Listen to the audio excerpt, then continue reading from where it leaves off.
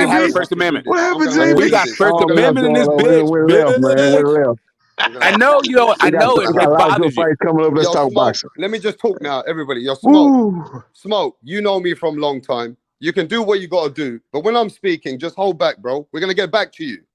All right? Now, let's talk to everybody right now. Because this shit is just getting stupid. now we're gonna talk about Villa and Boots. What chance has Villa got, JB, Can he pull off an upset? And can he really do something in this fight and put Boots into some where we've never seen him in a position like that? Will he give us a dogfight? Will he be the one to show Boots that, you know what, Boots ain't that special? He's ordinary too. Like, he can fight, he's good, but he ain't that special. Will Villa show us something different with Boots? Well, if he's gonna do that, he needs to invest in the body early. He's got to invest in the body early, and he's got to put the not only physical pressure but the mental pressure on Boots. He must back him up, get him up on the ropes. He must try to kind of roughhouse Boots, man. Try to make it a physical, grimy type of fight, and hopefully it pays dividends later on in the fight. Fuck is that Slowly but background surely noise? start trying to break down Boots' Ennis. When he's able to do that, Walking with the and janitor maybe with cut keys. down on it. I don't know what's all that. Yeah, maybe cut down on the movement of Boots. Get the small bitch. He keeps saying, Oh, mute this okay. shit. Oh, is it about me now? I thought we were talking about Via. Are you going to light a candle for Via? You're a janitor. Are we going to light a candle for Via? Are you going to pray to the Pope for fucking Via? Because he's getting his ass whooped. Like, all you guys are like, all you guys are praying to God that fucking Via can do something. Via's going to get his ass whooped. High of med, bro. Mute that motherfucker. All right, we're gonna get back I got to you. this shit, bro. Is 18th Street going to go to the fucking mass for Via? Let's just talk to the other guys, and then you can go at him, and he can go at you. Let's talk about this now. Mastermind. You think that this guy can put a monkey in the wrench? Is Villa anybody that we need to look out for because he beat Rashidi Ellis? Does that put him in any position to show us that he's gonna be a guy that's gonna put Boots in his trenches? Yeah, he got one loss, right? Only one loss? Yeah, he got one loss. Yeah, he's definitely a threat, serious threat. But I'm sorry, are there resumes fighting? See, this guy, he just can't let people talk, man. Right. The resumes are not fighting, right? Via, but he's a serious, you can pray to the fucking Virgin and all that shit, whatever the fuck you got going on. Via's getting his ass whooped. You can wait your turn, bro. He is serious. Hey, rap star, he a serious threat. You know what I mean? Because he got power and he only got one loss, and the loss was very close. So you got to respect him. But I'm going with Boots. But like I say, I'm not looking past this guy. This is the fight. So he has to. It's a serious threat. You got to respect this dude. He ain't no joke. I'm not sure who just spoke. What's your name, bro? Mastermind. Oh, what's up, Mastermind? Do you think that Via can beat either Bud or Spence? Nah, not at this moment. Okay, so do you think Boots can beat either Bud or Spence? Nah, I mean, hey, it's a close, fast fight. How is Boots a close-ass fight with Bud and Spence, but we need to take Via seriously? But we know he got to win these type of fights to prepare him for guys like Spence. How is Via going to prepare you for Boots or Bud or Spence? Yeah, that kind of. I just want to know, like, how does he prepare you? And he a threat. You got to get past. No, I'm asking you, how does he prepare? Not that he's a threat. I heard you say that already. How does Via prepare you for Bud or Spence? This part of the experience, the power. Well, his style is similar to Virgil Ortiz. This style is not similar to how about this? You know what the actual answer is? He doesn't. If he's a threat, then Boots is a fucking hype job. If Via's a threat, then Boots is a hype job. Exactly. Yeah, I think. Now we get to see if he a hype job. We got to see if he a hype job. We ain't got to see it yet. He ain't fought the best motherfucker. Listen, he ain't fought nobody yet. He done have 40 damn fights. Ain't fought nobody. So now he fighting somebody that's a threat. I'm with you. Yeah, this is like I said. I think this is a fight that we actually need to discuss. Then Boots can hype job. Yeah, I think he watched. We don't know if Boots a hype job yet. He ain't been in there with nobody. Okay, great. If you say Via's a threat, then Boots is a hype job. Yeah, if he beat him, then he is a hype job. No, I'm just forget it. If you say the threat, he's a hype job. If Via's a fucking threat to Boots, then Boots is a hype job. So you think Boots gonna knock him out, or what? Would you think he win by decision? Okay, hold up a second. Just a quick.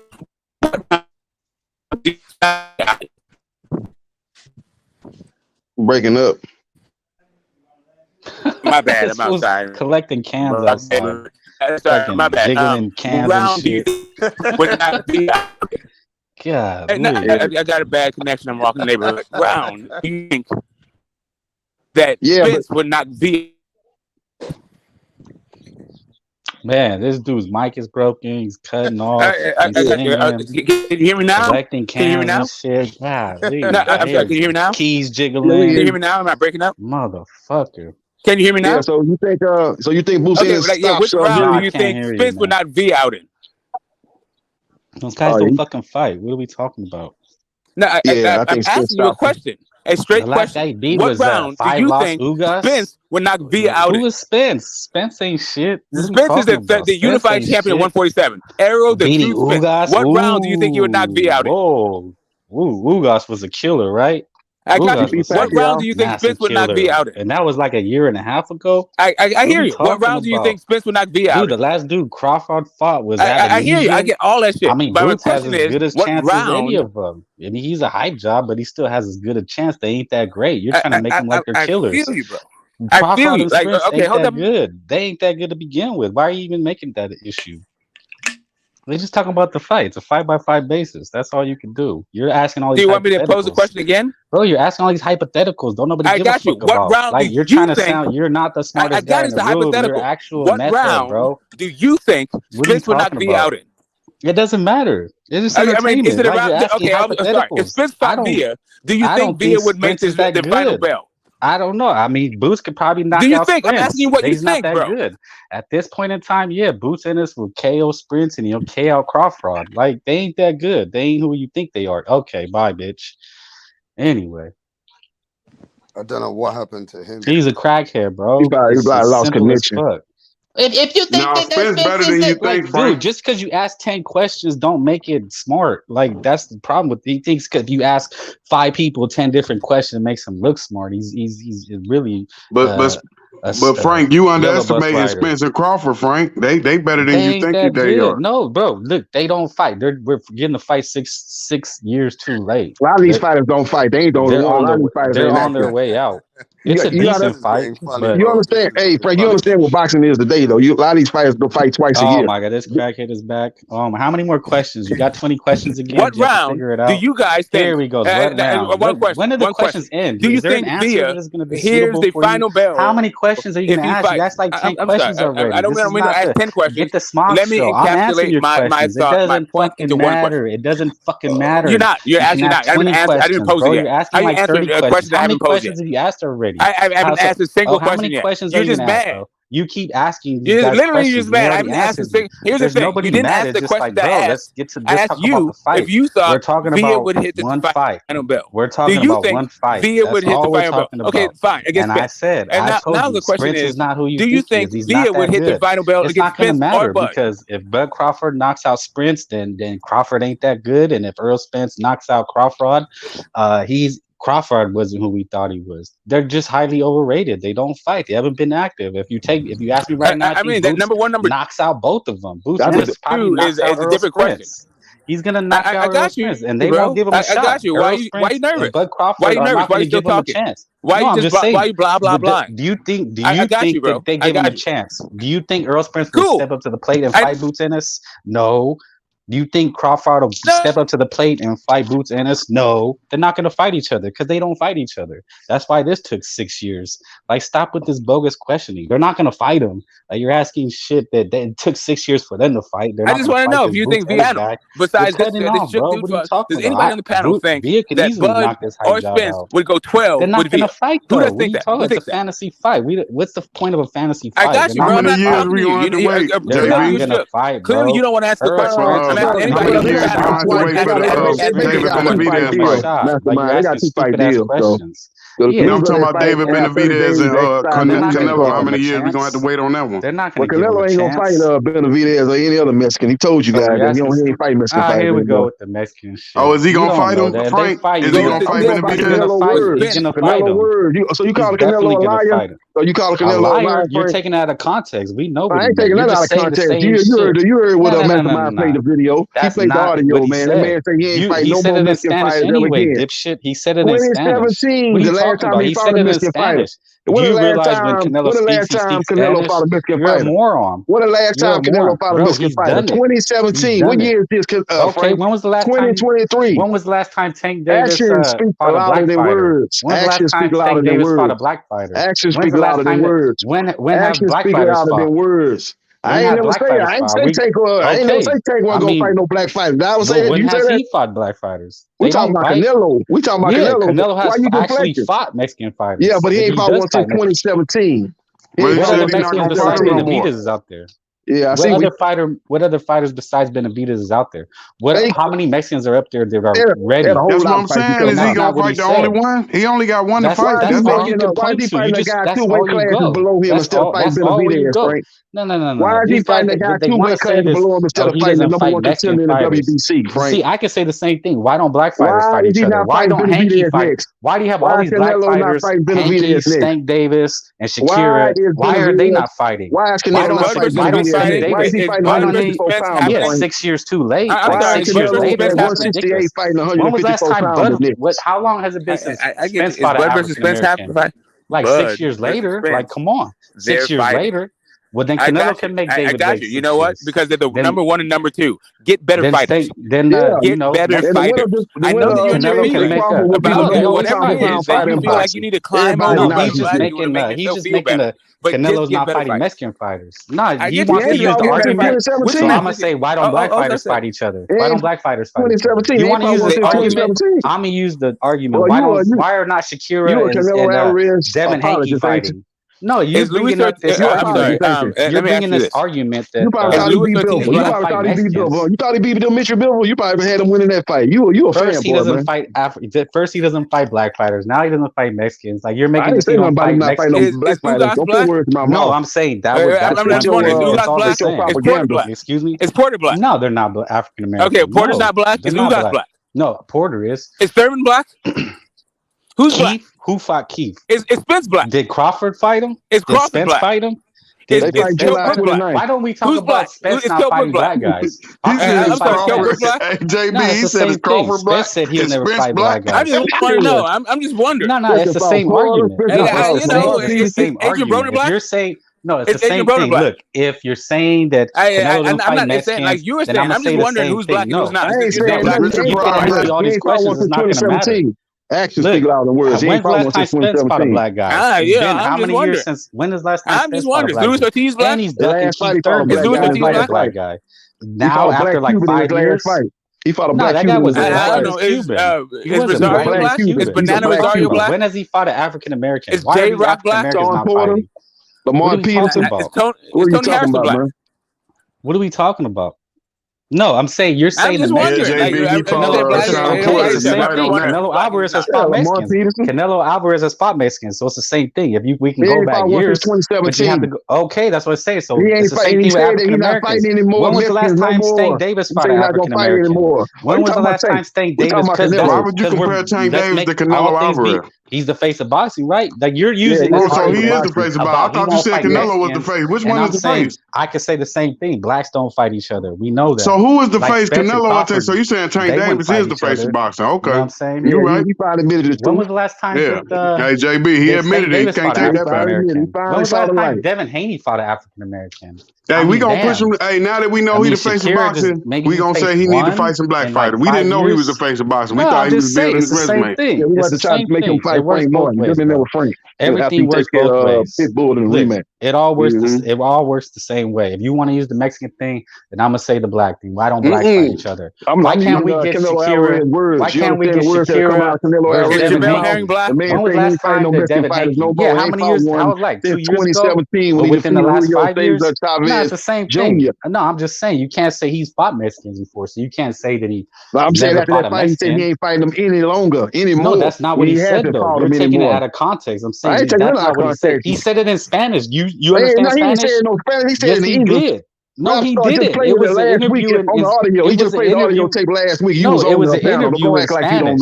No, it was an interview in Spanish. He said he doesn't speak English. What are you talking about? When have you heard Canelo speak English? He's very minimal. Get the fuck out of here, man. Get the fuck out of here, man. Please. He does not speak fluent English. He does not speak fluent English. What are you talking about? JB, you better tell him he do speak English. You talking about back. This is ridiculous. This is ridiculous. You guys know Canelo Alvarez. He's a foreign fighter. You talking about Andrade? He's speaking broken ass English. What are you talking about? The guy just barely learned. He the face of boxing.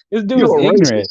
You a racist. That's Yeah, all you you can a say, racist. bro. And You I a didn't racist say in the one punk. racist thing. That's all you You a talk about. You racist in talk the about all punk. black Oh, fighters. that's the Derogatory real. about That's the all black fighters. real. You's a That's racist, the dog. real. You a You racist. racist, dog. You a You racist. racist, dog. You You a racist, racist. dog. You a racist. Yeah, You you a a racist, faggot too. dog. You a You a faggot in the racist. punk. Oh, now you're You a faggot in homophobic. the You punk a too. racist, bro. Frank the You faggot. racist. Yeah, You spit the Frank the real. faggot. I You a forgot that is your racist. nickname. You You a Frank the faggot. racist. You You Frank the racist. faggot. You racist. You be Bottom racist. line is, You be we got racist, Errol man. Spence You be Jr. versus racist. Terrence Crawford. You be Number one and number racist. two fighters in Bro, you're boxing. the The winner of racist. that fight You will be the bringing up the number Mexican one shit. pound for You and pound that fighter ignorant in idiot boxing. mushmine The winner of that fight going Mexicans down don't want to see July the fight. 29th Who are in you to Las say what Vegas, Mexicans do? What are you talking Nevada, about? Like aka you Who are said, man, Fulton. you? they Who are you want to You they got want be? to Errol be. Spence Jr., the WBA, WBC, and IBF Man, ain't champion taking nobody. on Don't Terrence nobody give a Crawford, shit about that. the I'm WBO screaming that shit. welterweight champion. You got one dude who's Yeah, getting it's in a gonna be a car great, wreck. great fight. Great, But great You got fight. You one JB, got you guy two got with undefeated iron bars fighters. JB, What you say fall about it, but on Mr. him. JB, Brown? One What you say guy about it? 36 years you got to old. remember though, You know, Canelo gonna you beat on got some black people. You see. know, at least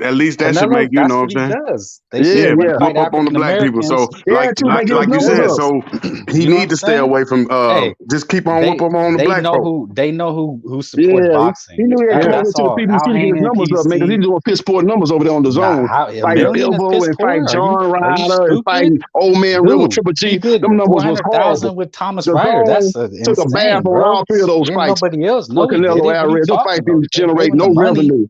They Horrible, gave him the horrible, He money. gonna make horrible. sure that That's what's Mexican monster crazy. don't eat, don't he? He gonna make Yeah, The sure he he ain't don't gonna Mexican fight. never make monster, no the money Mexican off of Yeah, monster, he Canelo. don't fight that he's Mexican gonna get the monster or any fight. Mexican He's fighter getting for that that matter. fight.